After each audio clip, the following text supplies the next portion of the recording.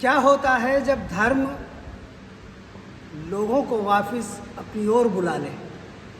मैं ऐसा इसलिए कह रहा हूँ क्योंकि आधुनिक होती इस दुनिया में लोग धन और नाम के पीछे दौड़ रहे हैं, लेकिन बहुत से लोग ऐसे हैं जो लोग धर्म की ओर वापस फिर से दौड़ रहे हैं। और ऐसा क्यों? ऐसा इसलिए कि महाकुंभ की वो तस्वीरें पूरी दुनिया ने देखी। कोई ITN बाबा वायरल हुए तो कोई MBA बाबा वायरल हुए, लेकिन अब फिर से ये चर्चाएं क्यों? ये चर्चाएं सिर्फ इसलिए क्योंकि अब हिंदुस्तान के हिंदू धर्म में सबसे बड़ा महापर्व यानी कृष्ण जन्माष्टमी का महात्योहार की तैयारियां चल रही हैं। शहर शहर, मंदिर मंदिर, गांव गांव हर कोई भगवान श्री कृष्ण की आओ भगत की तैयारियों में जुटा हुआ है। और आज हम ऐसी जगह हैं जिसे लोग गूगल पर अक्सर सर्च करते हैं, टोंक का कारोला धाम। यहाँ आने के लिए लोग बड़ी मुश्किलों का सफ़र तय करते हैं और तय करने के बाद यहाँ आकर फिर चले जाते हैं। लेकिन कुछ चीज़ें यहाँ पर ऐसी है जिनके बारे में आप तमाम लोगों को जानना और समझना बड़ा बेहद ज़रूरी है। इस समय हमारे साथ कानपुर से ITN पास आउट, इन्फोसिस में अपनी सेवाएं दे चुके कारोला धाम के अध्यक्ष हमारे साथ हैं। आज इनसे इनके जीवन की और भगवान श्री कृष्ण के जन्म के महात्योहार की तैयारियों को लेकर चर्चा करने की कोशिश करते हैं। आपका बहुत बहुत स्वागत है। हरे कृष्ण। जब हमने आपके बारे में जाना तो बड़ी जिज्ञासा पैदा हुई, क्योंकि गूगल पे वायरल हुई चीज़ें अब मूल ज़िंदगी की ओर लोगों को ला रही। मैं शायद समझ पा रहा हूँ, समझा पा रहा हूँ, तो आप समझ पा रहे हैं कि महाकुंभ की वो तस्वीरें वायरल हुई। लोग जिस तरीके से आज ये चाहते हैं कि अगर मैं लखपति हूँ तो करोड़पति हो जाऊँ, मैं करोड़पति हूँ तो अरबपति हो जाऊँ, अरबपति हूँ तो धनपति हो जाऊँ और दुनिया में मेरा नाम हो जाए। क्या लगता है कि इस धन और नाम की दौड़ में ज़िंदगी कहाँ छूटी? हरे कृष्णा। तो मैं ये हरे कृष्णा विलेज का अध्यक्ष हूँ। मेरा नाम दयालु निताई सुंदर दास धर्मेश शर्मा है। मैंने IIT कानपुर से अपना इंजीनियरिंग किया था। 1992 में मैं पास आउट हुआ। इन्फोसिस में मैंने कुछ वर्ष जॉब करी। अमेरिका में जी अप्लायंसेज में भी कई वर्ष जॉब करी। उसके बाद में प्रभुपाद जी की भगवद गीता पढ़ने को मिली, जिसको पढ़ करके मेरे जीवन में काफ़ी बदलाव आया और मैंने सभी कुछ ये छोड़ करके और बेंगलोर में आश्रम है वहाँ पर ज्वाइन किया। वहाँ से आध्यात्मिक शिक्षा प्राप्त करी और अब उसी के प्रचार प्रसार में अपना जीवन भगवान की कृपा से लगा हुआ है। तो ये हरे कृष्णा विलेज जो है, यहाँ पर श्री कृष्ण जन्माष्टमी का उत्सव 16 अगस्त शनिवार को मनाया जाएगा, जो कि बहुत ही धूमधाम और हर्षोल्लास से मनाया जाएगा। खाली यहाँ ही नहीं, पूरे विश्व में श्री कृष्ण जन्माष्टमी सब धर्मों के लोग, सब प्रकार के देशी विदेशी सब इसका मनाते हैं, क्योंकि श्री कृष्ण कोई हिंदुओं के भगवान नहीं है। गीता में भगवान बोलते हैं ममे वामशो जीव लोके जीव भूत सनातना, कि हे अर्जुन, ये जितने भी जीवात्मा हैं 84 लाख योनियों में, ये सब मेरे अंश हैं। ये तो ये यहाँ पर जितने भी दर्शनार्थी आएंगे उनको बहुत सुंदर और कानों को प्रिय हरिनाम संकीर्तन सुनने को मिलेगा। श्री कृष्ण का बहुत स्वादिष्ट प्रसाद खाने को मिलेगा और गौशाला में जो हमारी जो गायें हैं उनकी वो चारा एवं गुड़ खिला करके पुण्य लाभ कमा सकते हैं। यहाँ हमने बहुत सुंदर गोवर्धन पर्वत बनाया हुआ है, जो कि वृंदावन के गोवर्धन का बिल्कुल रेप्लिका है।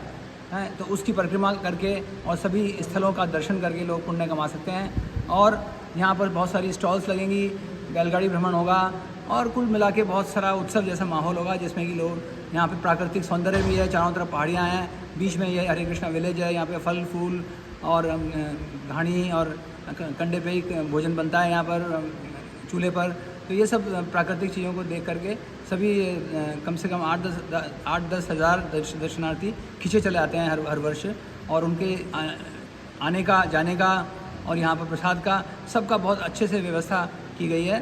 जिससे कि किसी को कोई कष्ट ना हो और सब आसानी से दर्शन कर सकें। बड़ा मुश्किल सा सवाल है खुद के जीवन से जुड़ा कि परिवार ने सोचा, माँ बाप ने सोचा कि बेटा बड़ा होगा तो ये काम करेगा, नाम रोशन करेगा, IIT कानपुर तक पहुँचे, अमेरिका तक की यात्रा की।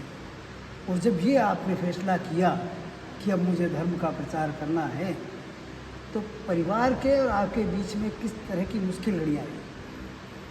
हाँ, हरे कृष्णा। ये बड़ी अच्छी बात बताई है, क्योंकि हर व्यक्ति चाहता है कि भगत सिंह तो हो लेकिन पड़ोसी का बच्चा भगत सिंह हो, मेरा बच्चा नहीं हो। भगत सिंह तो बहुत अच्छा है लेकिन मेरा बच्चा नहीं। तो जब मैंने ये 1995 में ये निर्णय लिया था कि मैं छोड़ करके आश्रम में ज्वाइन करूँगा, तब भारत के राष्ट्रपति थे शंकर दयाल शर्मा जी। वो मेरे फूफा जी हैं। और उसके बाद उनकी जो मेरे फादर ने तो पूरे जो पॉलिटिकल मशीनरी है, इवन चीफ मिनिस्टर, वहाँ से गवर्नर, वहाँ सब जगह से प्रेशर आ रहा था कि इनको यहाँ नहीं रखा जाए और फ़ौरन इनको घर पर भेजा जाए। लेकिन मैं वैसे बालिग था और मेरा खुद का निर्णय था, परंतु मैं इकलौता लड़का था, बहुत ज़्यादा प्रेशर था, तो मैं घर चला गया एक बार। तो फिर मैंने समझाया अपने माता पिता को कि क्यों मैं इस लाइन में जाना चाह रहा हूँ और क्यों ये तो गर्व की बात है आपके लिए कि आपका लड़का जो है वो ऐसे मार्ग पर चल रहा है जो बहुत ही विरले लोग कोई चल पाते हैं। तो ये तो भगवान की मेरे ऊपर कृपा है जो हमें, तो आप मेरे को आशीर्वाद दें मेरे को, जिससे कि मैं इस मार्ग पर चल सकूँ। तो उस वक्त इतना वो तो नहीं था, लेकिन फिर पता नहीं था ठीक है तेरी जैसी इच्छा तू कर। लेकिन जैसे जैसे उनकी उम्र अब बढ़ने लगी है, सभी लोग, खाली मेरे माता पिता ही नहीं, परिवार के सभी लोग कहते हैं कि जो रास्ता तुमने अपनाया है ये सब हम अगर हम भी कर लेते तो आज हमारी जीवन ही बिल्कुल डिफरेंट होता। तो सब अप्रिशिएट करते हैं, क्योंकि हर व्यक्ति कुंठा में है, हर व्यक्ति दुख में है, टेंशन में है, और हम लोग इतने प्रसन्नचित्त रहते हैं। तो इसको देख करके हर व्यक्ति सोचता है कि इससे अच्छा तो मैं भी ये लाइन पकड़ लेता था। नहीं, कई बार जब चीज़ें आती है कि एक कांस्टेबल का भी दबाव आ जाए, घर के बाहर एक कांस्टेबल आके खड़ा हो जाए, तो पूरा परिवार दहशत में आ जाता है। आपके तो परिवार की इतनी बड़ी हाई प्रोफाइल जो हिस्ट्री आपने बताई है, और उसके बाद भी आपने फिर ये डिसीजन लिया, परिवार वालों को मनाया, फिर धर्म की राह तक आए, और उसके बाद का जो सफ़र आज तक का है, कई लोग मिले होंगे आपको जो शायद लगे कि यार ये धर्म मिथ्या है, जगत मिथ्या है, अर्थ सर्व सत्य है। तो इस दौड़ में, इस अर्थ सर्व सत्य के बीच में और धर्म के सत्य के दौड़ में कई टकराव वाली स्थितियाँ हुई, कई विचार वाली स्थितियाँ बनी। देखिए, मेरे लिए एक बहुत बड़ा निर्णय था कि इतना सब बड़ी जॉब छोड़ करके, मैं यंग था, 22-24 था, और मेरे पास सारी बहुत ही सुविधाएं थी, धन की कोई कमी नहीं थी, पैसे की कोई कमी नहीं थी, और मैं इकलौता लड़का था, सब तरह का मेरे पास आराम था। उस सब को छोड़ करके आश्रम में जाने के लिए एक छोटा मोटा निर्णय नहीं था, बहुत बड़ा निर्णय लेना होता। तो मैंने उस निर्णय को लेने से पहले पूरी तरह से जांचा परखा, सारी पुस्तकें पढ़ी, सारी तरह के दर्शन शास्त्र हैं उनको पढ़ा कि ये जो यहाँ पर बताया जा रहा है, ये गौड़िया वैष्णव संप्रदाय है, ये इस वैष्णव संप्रदाय की जो फिलॉसफी है, जो दर्शन है, वो वाकई सत्य है। ये मैंने पूरी ठोक पीट करके जितना मेरी सामर्थ्य था उससे मैंने ये असर्टेन किया।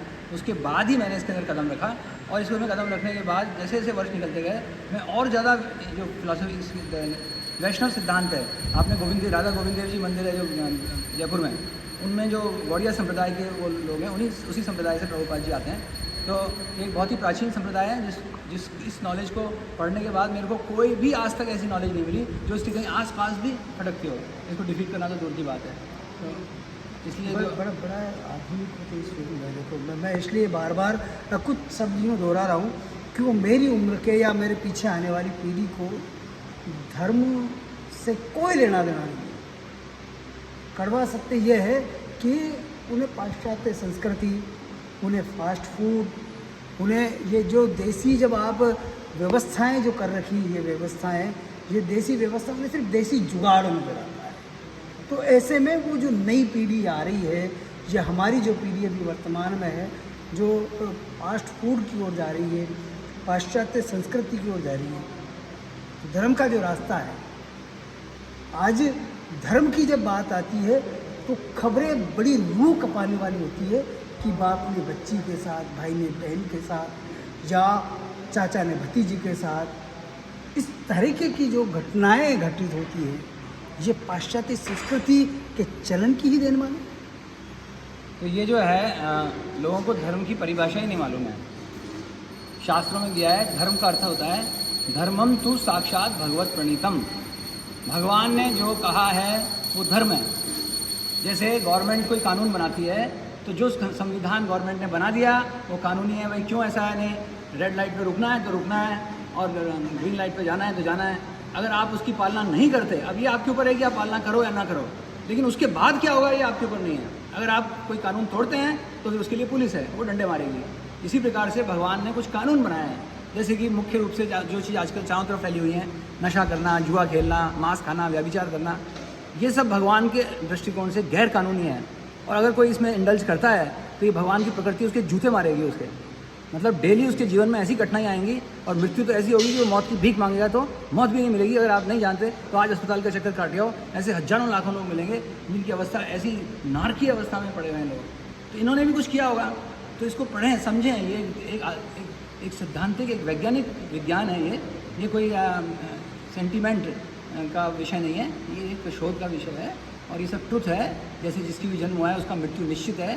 तो ये सब बातें जो बताई जा रही हैं गीता में, ये किसी विशेष धर्म या सो कॉल्ड धर्म या जाति या देश के लिए नहीं है, ये सारे मनुष्य समाज के लिए दी हुई है, उनके हित के लिए।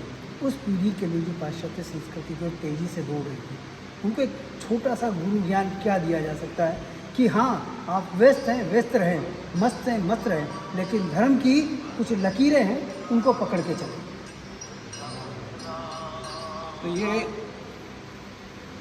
एक श्लोक है, इसका बस वही मैं बोल देता हूँ कि आहार निद्रा भय मैथुनम चा एतत् सामान्यम पशु भी नराणाम।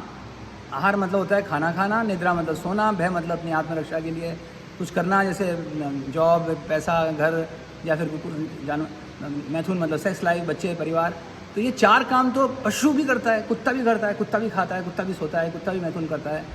तो अगर हम यही चार काम करते हैं तो हम क्या है, पशु भी समान। तो ऐसा व्यक्ति पशु के समान है और अगले जन्म में उसको पशु का ही शरीर मिल जाएगा। तो अगर वो दिन भर, आज की जो तथाकथित जो मॉडर्न लोग हैं, वो सुबह उठने से लेकर रात तक केवल ये चार काम करते हैं, या तो सोते हैं या खाते हैं या व्यभिचार करते हैं या पैसा कहाँ है। तो वो पशु के समान है, पशु। बताइए अब क्या भाई, मैं छोड़ो, आप फिलॉसफी छोड़ो, ये छोड़ो, आप तो प्रैक्टिकल बताओ कि कुत्ते में और उसमें क्या अंतर है। तो अगर आप कुत्ते बिल्ली बन के रहना चाहते हैं तो आपकी चॉइस है वो, बाकी इंसान तो नहीं है किसी भी, न तो वेदों की दृष्टि से न सामान्य दृष्टि से। पैंट, जीन्स की पैंट फाड़ रखी है, अरे भिखारी हो, क्या चक्कर है, बालों को ऐसे कबूतर की तरह कर रखे हैं, 1 घंटे में 10-50 सेल्फी खींचते, पागलपन है ये लिटरली। और कुछ ही समय में ये पागल हो जाएंगे। जैसे अमेरिका में ये चीज़ ऑलरेडी हो चुकी है और इतना करने के बाद में मानसिक संतुलन बिगड़ जाता है आदमी का। ऐसे आजकल मनोचिकित्सक रोगी जो हैं बहुत ज़्यादा बढ़ रहे हैं, आत्महत्या बढ़ रही है। समाधान अगर बताएं अपन कि ठीक है आप बिजी हैं, व्यस्त हैं, जैसे भी हैं रहें, लेकिन किस तरीके से धर्म की कुछ चीज़ों को आप पालन करें, समय निकालें, कितना निकालें, कैसे निकालें। और अगर नहीं निकाल पा रहे हैं तो भी मैंने अभी कुछ दिनों से कुछ भक्तों के, श्रद्धालुओं के उंगलियों पे आजकल एक काउंटर मशीन सी देखी, छोटी सी, है ना। अभी अपने एक साथी के साथ भी थी वो, तो राम नाम, हरे कृष्णा नाम, मतलब कैसे भी ले तो सकते हैं। हाँ बिल्कुल सही बात है। इवन अगर कोई पापी भी है, पाप कर्म कर रहा है, पापी तापी सब सबले उद्धार, सबका उद्धार हो सकता है कलयुग में। केवल कैसे, हरे कृष्ण कृष्ण कृष्ण हरे हरे, हरे राम राम राम हरे हरे। इस महामंत्र का जप करें। वो इसको कभी भी बोल सकते हो, इसको बोल के कान से सुने, चलते फिरते, उठते बैठते। आप समझो, इमेजिन करो, कल्पना करो कि सुप्रीम पावरफुल कृष्णा, जिनके चरणों में सारे देवी देवता निवास करते हैं, वो नाम के रूप में इमीडिएटली जैसे आप कृष्णा बोलते हो, भगवान कृष्ण मौजूद हैं। तो आपके साथ अगर सुप्रीम पर्सनैलिटी चल रहे हैं तो फिर आपको किस बात का डर है। लेकिन हम भगवान का सानिध्य इतनी आसानी से प्राप्त कर सकते हैं, जबकि प्राइम मिनिस्टर जो है उसको देखना भी है बड़ा, एक आम आदमी के लिए बहुत दुर्लभ बात है। जबकि भगवान को जो है उनका नाम लेते ही वो नाम के रूप में साक्षात स्वयं मौजूद हैं, तो क्यों नाम नहीं लेते लोग, ये बड़े आश्चर्य की बात है। जीवन का आखिरी सत्य, धर्म, मृत्यु या धन। देखिए सत्य जो है, यहाँ तक सत्य का मतलब होता है ट्रुथ। और ट्रुथ क्या है, एक तो भगवान ट्रुथ हैं कृष्णा, और एक आत्मा जो है मैं ट्रुथ हूँ। बाकी सब नश्वर है। ये शरीर भी खत्म हो जाएगा, आप भी खत्म हो जाओगे, ये पूरा बिल्डिंग भी खत्म हो जाएगी समय के साथ सब नष्ट हो जाएगा। केवल मैं नष्ट नहीं होऊंगा, मैं मतलब ये शरीर नहीं, आत्मा और भगवान नष्ट नहीं होंगे, कृष्णा राम। तो ये जो सत्य का मतलब है जो कभी नष्ट नहीं होता। असली असली सत्य की ये परिभाषा है। जो यहाँ की अपने सच और झूठ की परिभाषा है वो तो भौतिक है, लेकिन असली परिभाषा सत्य की है जो नाशवान नहीं है जो, और वो कौन है? कृष्णा। आजकल महाराज जी एक बड़ा चलन सा धर्म को लेकर चलता है, एक कड़वा सा सवाल मेरा है कि कुछ पर्चियों के माध्यम से भविष्य बताते हैं, कुछ भविष्यवाणी के माध्यम से बताते हैं, और आजकल तो कई लोगों के अंदर जो है कि भगवान साक्षात प्रकट हो जाते हैं। तो उन तमाम चीज़ों को लेकर क्या है, वो किस तरह से माने, लोग किस तरह देखते हैं उन चीज़ों को? भक्ति सिद्धांत सरस्वती ठाकुर महाराज प्रभुपाद जी गुरु हैं, वो कहते थे कि जो धोखा खाना चाहते हैं, भगवान सबके अंदर बैठे हैं परमात्मा रूप में, वो सब जानते हैं हम क्या सोच रहे हैं, हमारी क्या इच्छा है। तो हम अगर धर्म के नाम पर केवल एक आडंबर करना चाहते हैं तो भगवान उसको ऐसे व्यक्ति के पास ले जाएंगे जो उसको केवल आडंबर ही सिखाएगा उसको। लेकिन वाकई जो भगवान को प्राप्त करना चाहता है, भगवान अपने आप उसको सही गुरु के पास ले जाएंगे। तो पहली बात तो गुरु के पास किसको जाना चाहिए? जो भगवान को जानना चाहता है। उसके अलावा गुरु के पास, मान लो आप बीमार हो तो आप गुरु के पास क्यों जा रहे हो? आप डॉक्टर के पास जाओ, बीमारी में गुरु क्या कर लेगा? तो इसी प्रकार से अगर वाकई हम भगवान को जानना चाहते हैं तभी हमें एक ऐसे गुरु जो प्योर डिवोटी हैं, जो शुद्ध भक्त हैं, जिनको संपूर्ण ब्रह्म ज्ञान है, उनको अप्रोच करना चाहिए। तो लोगों को ये नॉलेज नहीं है, इसलिए मान लो लोग हैं वो क्या चाहते हैं कि हम कोई रेस्ट्रिक्शन नहीं डालें गुरु कि नशा मत करो, जुआ मत खेलो, ये मत करो, नहीं सब करो, लेकिन बस ये नाम, ये मंत्र ले लो और मेरे को इतने पैसे दे दो, बस हो गया तुम्हारा काम। तो ऐसे धूर्त लोग जो गुरु हैं वो और शिष्य दोनों ही नरक में जाएंगे। अंधानु अंधा गथम, अंधे फॉलोअर्स, अंधे अनुयायी और अंधा लीडर, अंधा नेता। एक अंधा दूसरे अंधे को रास्ता दिखाएगा तो दोनों ही गड्ढे में गिरेंगे। आज बड़ी धर्म को लेकर सार्थक चर्चा रही, और लोग कहेंगे कि यार ये धर्म वाला ज्ञान क्यों? तो सिर्फ उसी लिए कि जो लोग धन और नाम के पीछे दौड़ते हैं, उन दोनों के बीच में अंतिम सत्य जो है वो आत्मा और वो प्रभु और वो ईश्वर, जिसे लोग शायद अंधविश्वास माने चाहे आस्था माने, लेकिन अगर जितने भी उदाहरण देखें तो मुझसे पहले कौन था, वो था, है नहीं। तो यह सत्य है, इसे मानिए। और पाश्चात्य संस्कृति, फास्ट फूड, इन तमाम जीवन शैलियों के बीच खुद को निखारने की, संवारने की और सजाने की ज़रूरत है, और वो सिर्फ ईश्वर के नाम और उस आस्था के केंद्र बिंदु के माध्यम से ही है। तो आज बस इतना ही, और इसके बाद आगे फिर ऐसे ही कुछ धर्मगुरुओं से चर्चा करेंगे और आप तक वो मैसेज पहुंचाने की कोशिश करेंगे जो शायद आप तेज दौड़ती, भागती और आधुनिक होती इस दुनिया की चकाचौंध में पीछे छोड़ते जा रहे हैं। नमस्कार, धन्यवाद, राम राम सा, जय श्री कृष्ण।